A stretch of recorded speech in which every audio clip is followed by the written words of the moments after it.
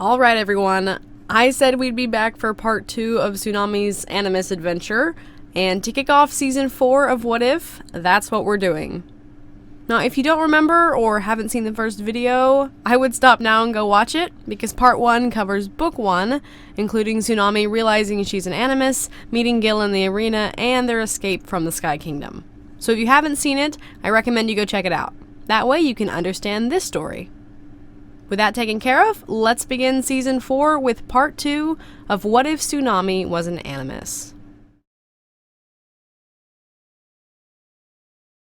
It took them 4 days to fly away from the Sky Kingdom and over the ocean. Gil had told them he was taking them to a place called the Summer Palace, a hidden, above-water dwelling where sea wings could host dragons of other tribes. Tsunami had wondered why sea wings would need an entire palace for that, but Starflight had realized that it must be the place where Blister met with Queen Coral since they were allies. The 6 of them were camped on an island tonight. Caves pocked its rocky surface, giving them plenty of places to sleep without being too exposed. Though Gil had admitted it was unlikely any Skywings would venture this far into the sea, it was still better to be cautious. Now, though, it was night. The sun had long since set, leaving only the crash of waves and the glow of 2 moons to keep them company. And the Dragonettes of Destiny were having a secret Prophecy Dragons only meeting on the beach.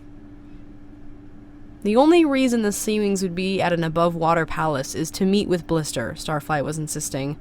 So we need to try and meet her while we're there. Yeah, I think we can mark Burn off, Clay said, wrinkling his snout. Anyone allied with Queen Scarlet can't be a good dragon. I agree, Sunny added. I'm not so sure Blister will be a good choice either, Starflight said. But at least we can make sure. Tsunami frowned. Well, if she's allied with the Sea Wings, she might be. They wouldn't pick a bad ally. Glory scoffed at that, but didn't say anything. Privately, Tsunami was hoping Blister would turn out to be a good choice for the Sandwing Queen. Then they wouldn't need to go find Blaze at all, and they could all stay in the Kingdom of Sea. They could announce their choice or whatever, and then relax with the best tribe in Pyria. Though, she supposed the other Dragonettes might want to go find their families. What do we do if Blister's awful too? Sunny asked, sounding apprehensive at the idea. I guess we'd have to go find Blaze, Clay shrugged. The smart thing to do is to go meet Blaze anyways, Starflight opined. We can't make a good decision if we don't know all the options. Yeah, Glory muttered. We'd better get some sleep, Clay said, looking at the water. Gil said we could make the palace by tomorrow. Everyone wilted a little at the reminder. Nobody was particularly excited to push their sore wings any further after days of travel.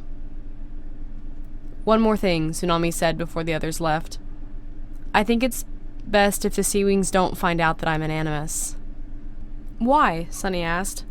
Gil's going to take you to your family and everything. I know, she said. And I might tell them.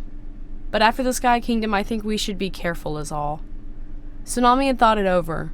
Her magic was her business and nobody else's. I guess that's smart, Glory said, though she sounded a bit grudging about it. What about Gil? Starflight asked, ever giving an eye to detail. Tsunami shrugged. I'm going to talk to him tomorrow morning. The next morning dawned clear, the sky so blue and cloudless it seemed indistinguishable from the ocean below.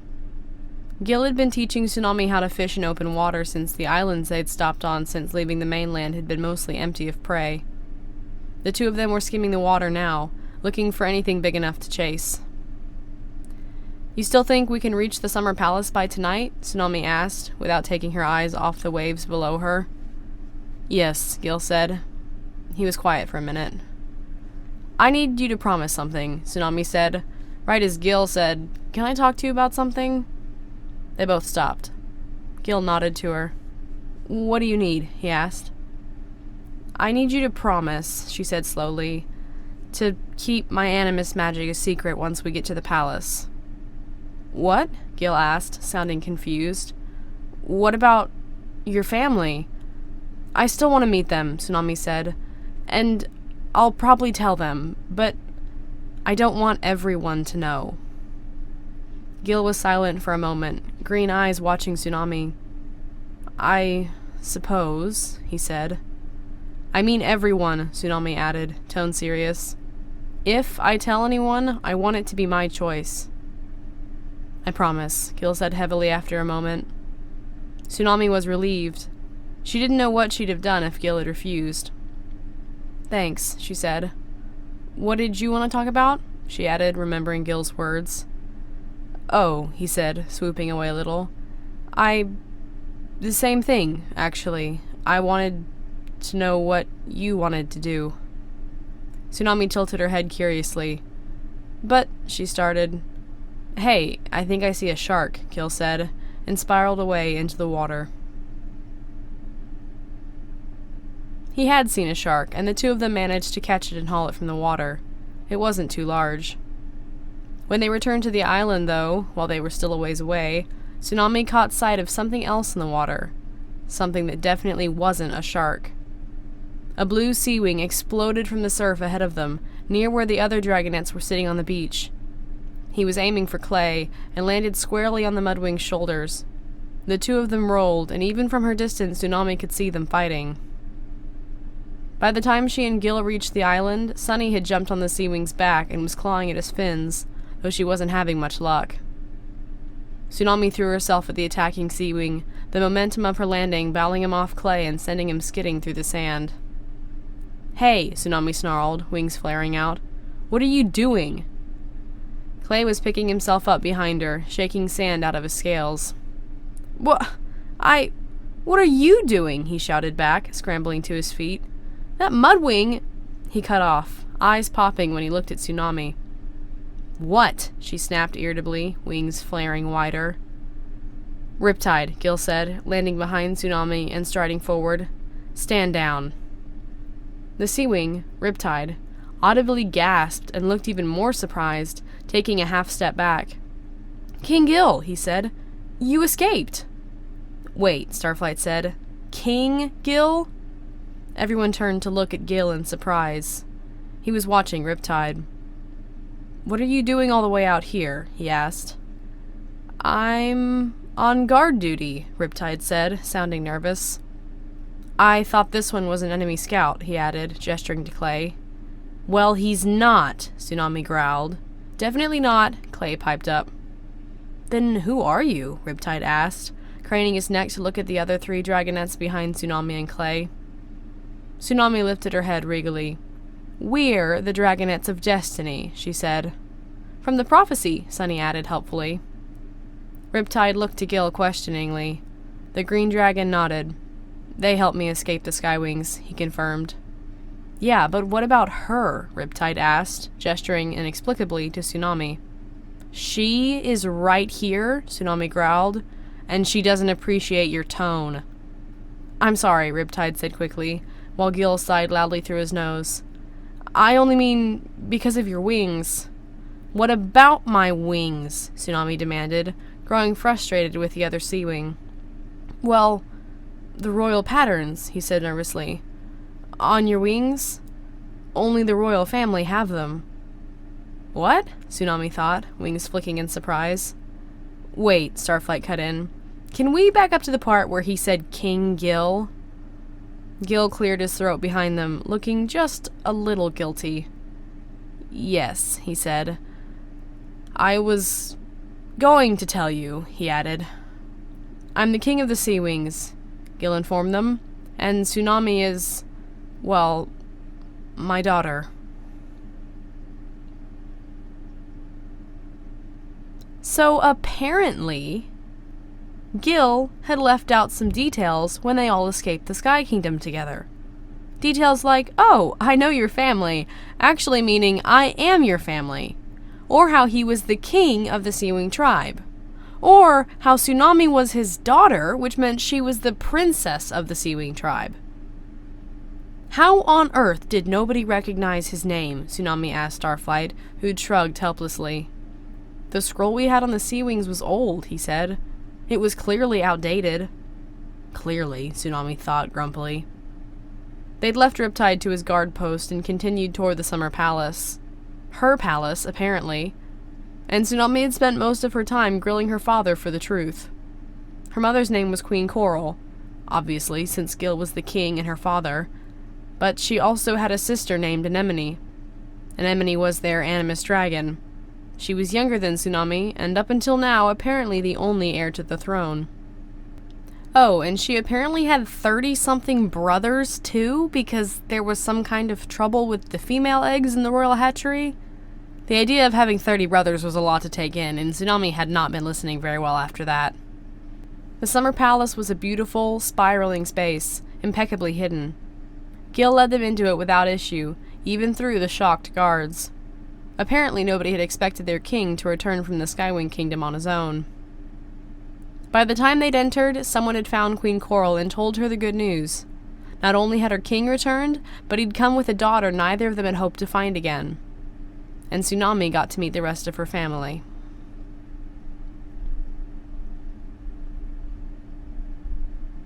After meeting Anemone, Tsunami was glad she'd decided to keep her own powers a secret, and even gladder that Gil had apparently honored his promise. When she'd learned he was married to the queen, Tsunami had wondered if he would tell her about the magic. But she didn't think he had. Coral didn't strike her as the kind of dragon to keep something like that to herself when she'd learned about it. But here, talking with her sister in the early morning, it was easy to know that she'd made the right choice. Anemone had stretched her harness to its limits to reach the edge of the water so she and Tsunami could talk. Apparently there was an underwater language called Aquatic that Tsunami didn't know. Luckily, her sister could just reach the surface, which finally gave them a chance to talk without Coral overhearing them. "I can't believe you and Father escaped from the Skywing Arena together," Anemone said in awe once they'd reached the air. "And my friends," Tsunami added. The others were sleeping in a cave above the water. "Right," Anemone waved a claw. "How did you escape again?" Tsunami shifted. Gil had helped her come up with a cover story on the way over, once she'd told him she wanted to keep her magic a secret. After Gil's last fight, the guards forgot to lock his wings again on accident, she said. He helped the rest of us escape since we're the Dragonettes of Destiny. We're here to meet Blister. That was sort of adjacent to the truth, at least. Anemone said, eyeing Tsunami. "You know," she said, changing the subject, "sometimes I wish I wasn't an Animus." "Oh, really?" Tsunami asked, nervously. Anemone nodded. "Everyone thinks I'm going to win the war for us," she said. "But when we use our powers, we lose pieces of ourselves," she said. "And I'm scared that if I have to win the war alone, there won't be much left of me afterwards." Tsunami swallowed. "Do you have to use your magic for the queen?" she asked carefully. Anemone lifted the leash, attaching her to Queen Coral dryly. "I don't have a lot of choices," she said. "But I think this once I do." Tsunami's eyes widened as Anemone touched a claw to one of her bracelets, saying, "I enchant this bracelet to warn me if there's any Animus magic nearby other than mine." "Wait," Tsunami said, unsure if that spell would reveal her. The strand of pearls started shaking against Anemone's wrist, buzzing audibly against her scales. She looked at Tsunami in triumph. "I knew it," Anemone said excitedly. "I knew there was more to your escape story." "Shh," Tsunami said hurriedly, glancing around them. "Anemone, you can't tell anyone," she said. "Why not?" Anemone blurted. "If you're an Animus too, then you can help Mother win the war. Neither of us has to do it alone." Tsunami swallowed, looking at her sister. She seemed so excited at the idea. Wasn't she worried about her claim to the throne at all? "Anemone," she said carefully. "I can't use my magic like that," she said. "I won't. Me and the others, we have to meet Blister, but I can't stay here forever. We still need to find Blaze, and the others want to try and find their families too." She'd given it lots of thought, and as much as she wanted to stay in the Kingdom of the Sea with her royal family, they weren't her first family. "I won't leave them," Tsunami said. "Does Father know?" Anemone asked. "He must." Tsunami nodded. "Gil knows," she said. "We did use magic to escape, but only a little. I haven't used it very much, ever." Anemone looked at her. "You're a princess just like me," she said. "You have a duty to the tribe." Tsunami shook her head. "No," she said. "I have a duty to my friends." Even if she didn't like the prophecy, the others believed in it, and Tsunami believed in them. "I need you to keep this a secret," Tsunami said. "Please, Anemone." Anemone pouted. "I can't save the sea wings alone," she said. "Mother's going to make me try, and I just know that spell is going to be too much." "Then the others and I will just have to find a way to stop the war before that happens," Tsunami shrugged.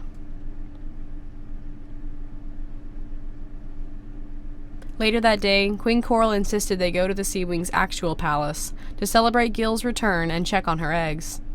Apparently, Blister was on her way to the Summer Palace and would be there the next day. But until then, Queen Coral wanted to visit the other palace. Tsunami had since learned that Coral had lost all of her daughters besides Tsunami, Anemone, and a dragon named Orca, another Animus princess who died challenging their mother for the throne. That meant that there had been 3 Sea Wing Animus dragons in the last few years. But since Coral couldn't seem to have any other daughters up until Tsunami's return, Anemone had been her only heir, and the queen was determined that her latest female eggs would survive. So they went to the underwater palace, leaving her friends in the summer palace since they couldn't breathe underwater like she could. Coral and Gil wanted to check the eggs right away. Tsunami went with them, curious about the place where she should have hatched. But once they'd entered, things had fallen apart a little, because when they'd gone into the hatchery to see 2 little eggs, Anemone's bracelet had started buzzing against her scales again, the one she'd enchanted to warn her of Animus magic. Coral had heard it and demanded to know what the spell did, apparently. When Anemone had explained, the younger Animus began searching the room curiously, wondering what had set it off. She and Coral exchanged rapid flashes of aquatic conversation as Anemone swam about, looking at everything.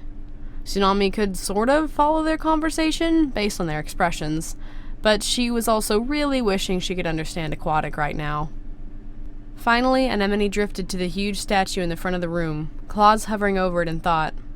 Then she tilted her head and thrust her talons out to the side. Suddenly the water roiled, and an air bubble appeared from nowhere, surrounding Coral, Gil, Anemone, Tsunami, and the huge carved statue. "Anemone?" Coral asked in shock, now standing on the dry floor of the hatchery. "What on earth are you doing?" Anemone was only about half as tall as the statue now that she was standing next to it instead of swimming in front of it. "This is the magic, Mother," she said. "I needed to be able to hear," she added. "Anemone," Gil said carefully, "perhaps you shouldn't—" "I enchant this statue," Anemone said, talking over her father, "to tell us what it is spelled to do." She removed her claws from the stone, and to Tsunami's surprise, the statue's snout moved, and it began to speak. "Enchant this statue to kill any royal Sea Wing females other than the queen. You will move only when there are no other dragons around. Once you are done, you return to the exact form of the statue." The sound coming from the statue was gravelly, grinding, and deep. Everyone stood still in shock. "That was Orca's voice," Gil said weakly. The queen was staring at the statue. "That's why Anemone's egg hatched," Coral said quietly. "I stayed with her." "Orca must have enchanted this before she challenged you," Anemone said, dragging her claws over the stone in horror. "She was so confident in her victory, Gil shook his head. Tsunami was very confused. "So, the statue's been killing your heirs?" she asked.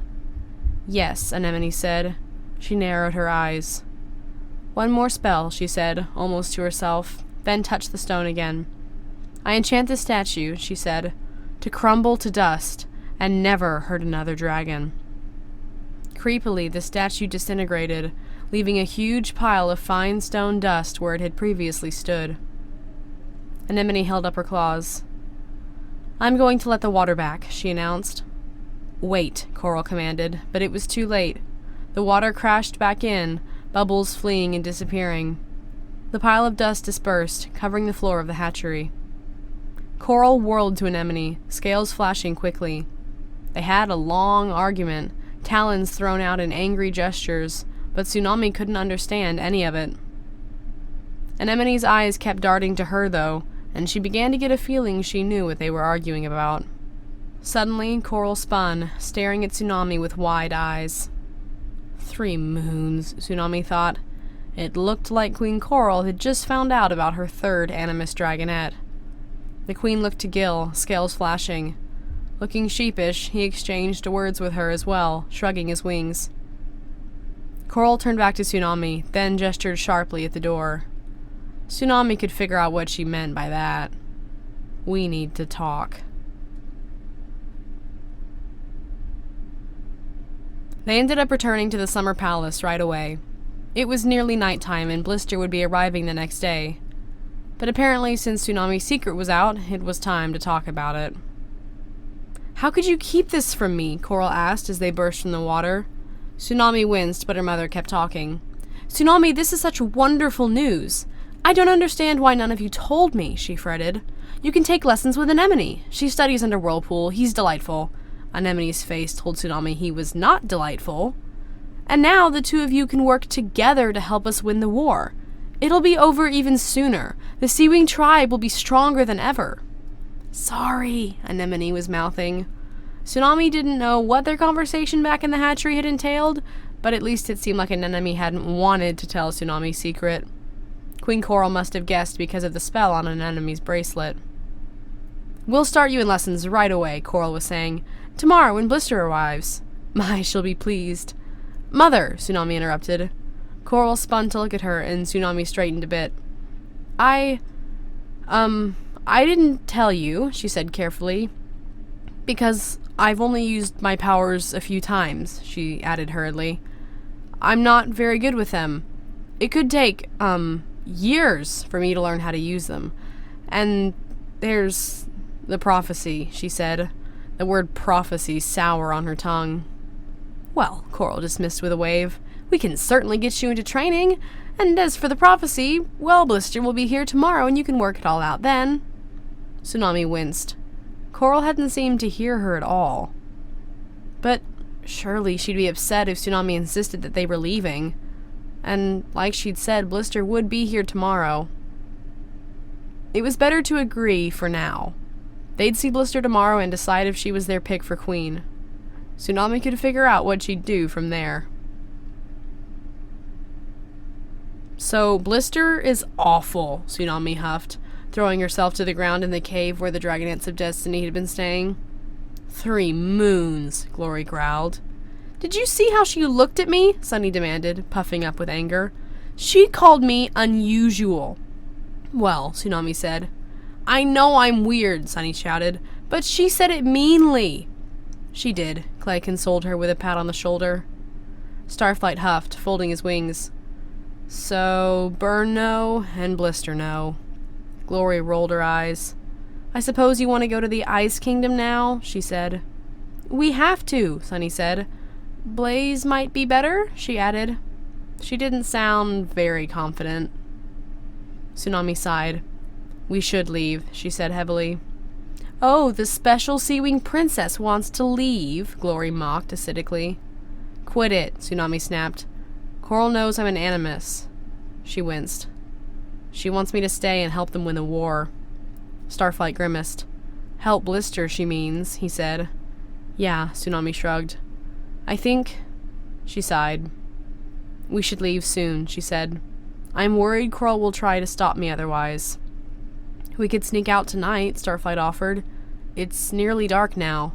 We could swim out and fly back to land. Ugh, more flying, Clay said. Tsunami thought about how wonderful it'd been to be home. Surrounded by other Seawings, her family, the ocean. She didn't want to leave. But then she didn't want to fight in this war like an enemy was going to have to either. We will, she decided. I'm not going to use my powers to help that Sandwing, Tsunami added. She hadn't liked Blister at all. We should wait a few more hours, Glory said, folding her tail over her claws. So everyone but the guards are asleep. How will we sneak past the guards? Sunny asked.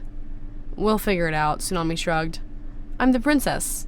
I'll tell them we're going exploring or something, and order them to leave us alone. Starflight narrowed his eyes.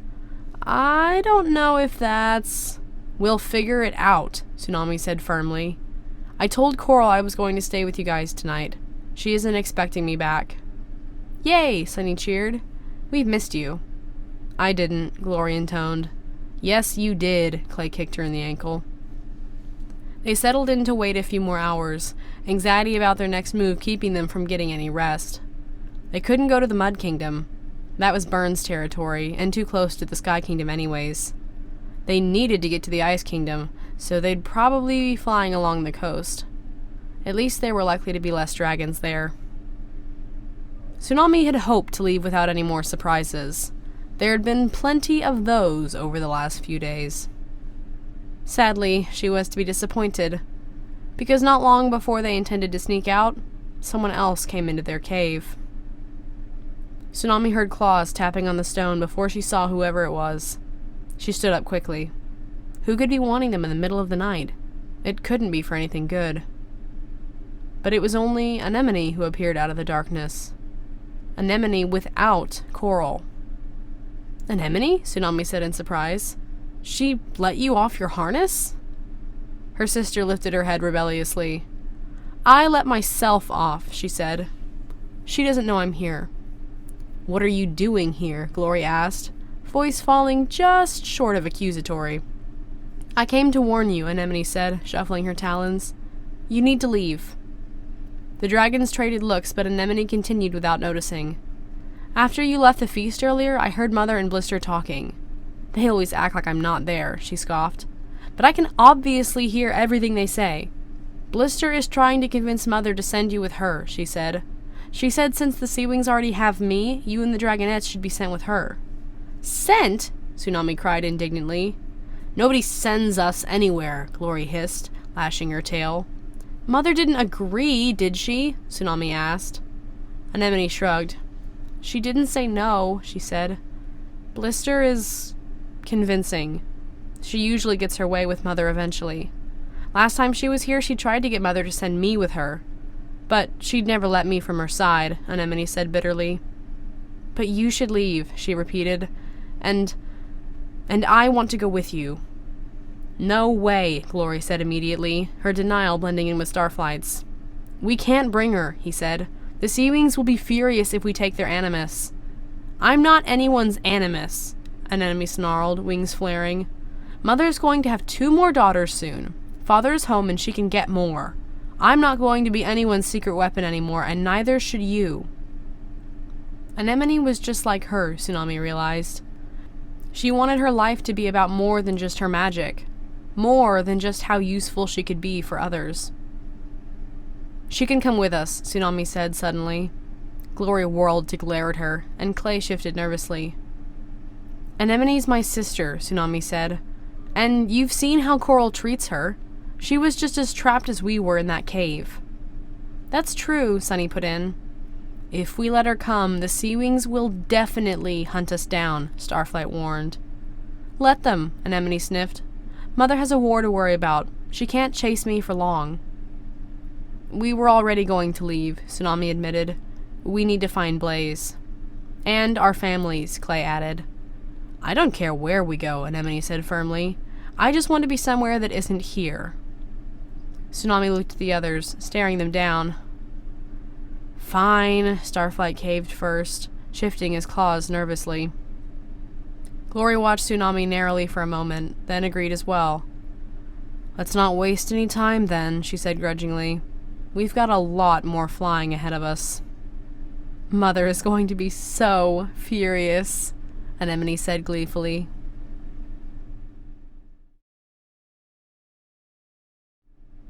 Guys, these videos keep getting longer, and I don't know how to stop it.